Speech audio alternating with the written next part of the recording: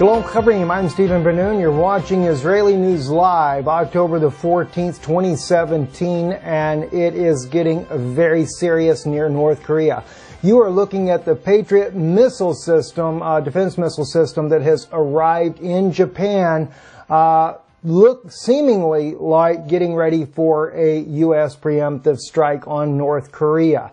Seems that there is no end in sight of a possible conflict. This is coming out of Japanese news.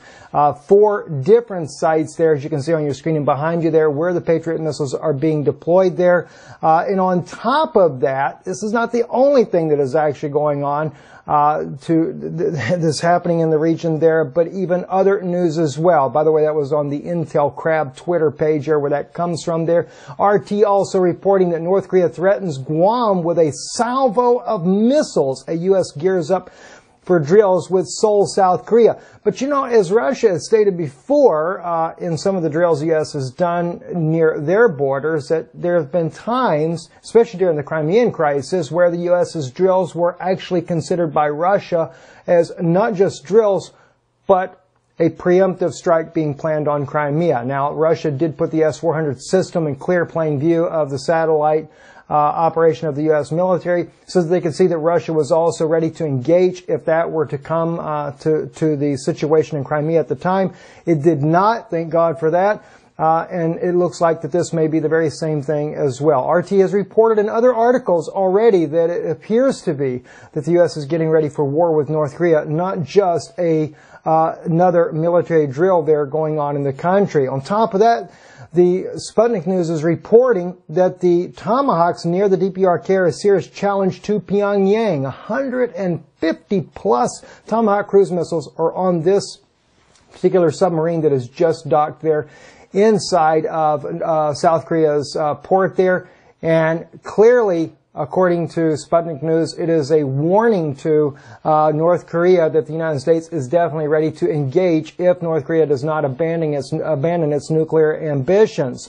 One of the comments in here says, the goal, in my opinions, are quite obvious: to apply forceful pressure on North Korea, with whom Washington is currently in a tense relationship. These cruise missiles, among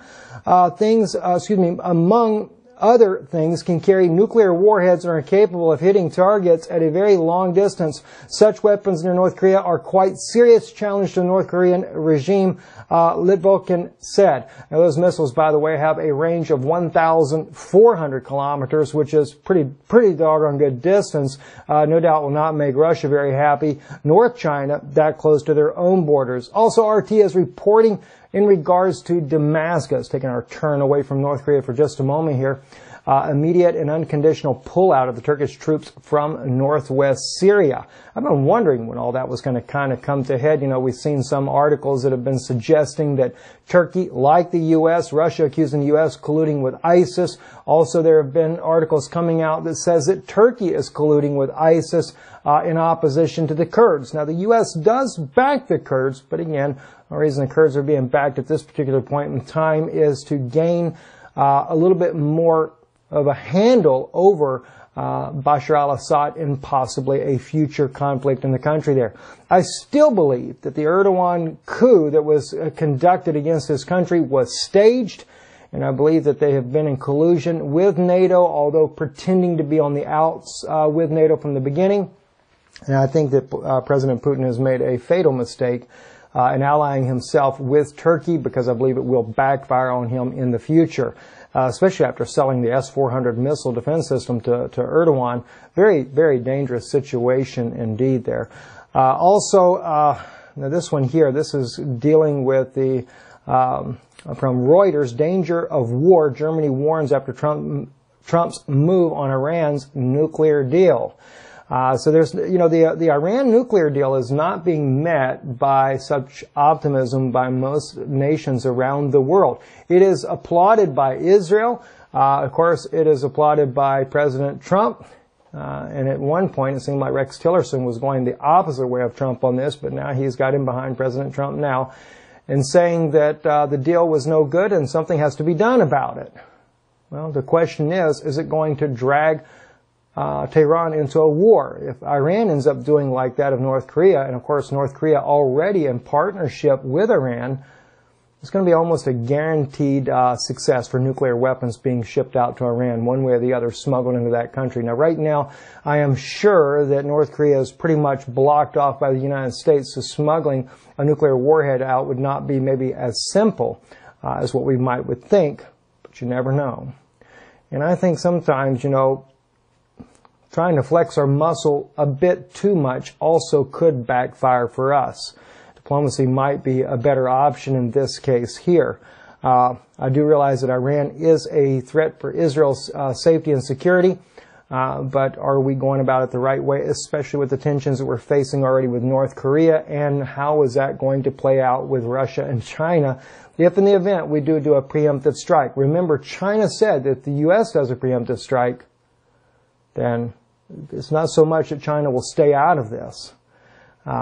I can't help but think, though, that the U.S. is kind of under the deep state authority there, is not trying to force North Korea into action.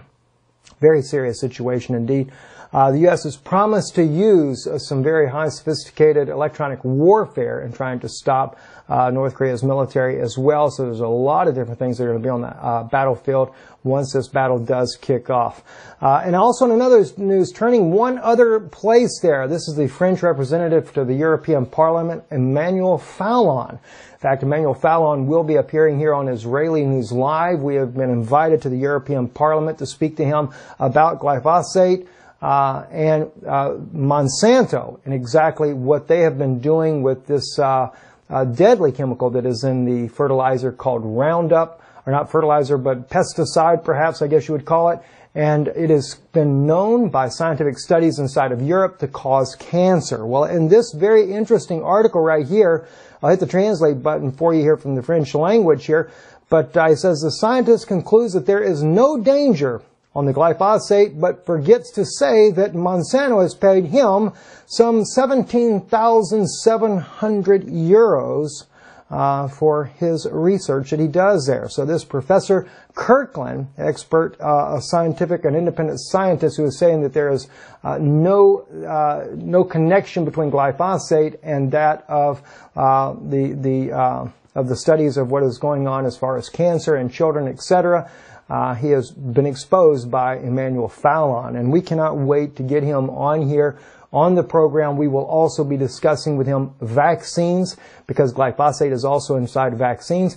And you'll find European doctors tend to be a little bit more concerned about what these things are doing. The country of Hungary also had a crop burning, a public crop burning of all crops that were genetically modified by Monsanto, the Monsanto seeds that were used in their crops, because they also were noticing the studies and what was happening to their children.